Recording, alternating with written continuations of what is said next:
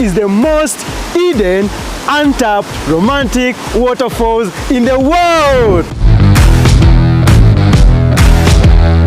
And it's not Angel Falls in Venezuela, not Victoria Falls in Zambia, not even Niagara Falls in Canada.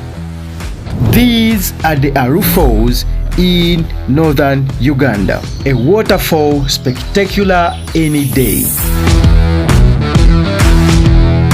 Water coming off an edge, falling into crashing rocks. Maybe it's just more water coming from underground. This is where Aru River makes the break. See, it's not just one falls, but a series of 5 falls, all horizontally arranged.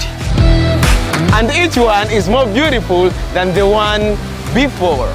Walking from one waterfall to the next one is an act of bravery. The sight of the next waterfall is its own reward. It is a perfect place for couples, solo travelers, families, and friends.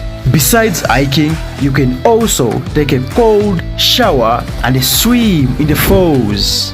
Do you think these are the falls you would love to visit sometime?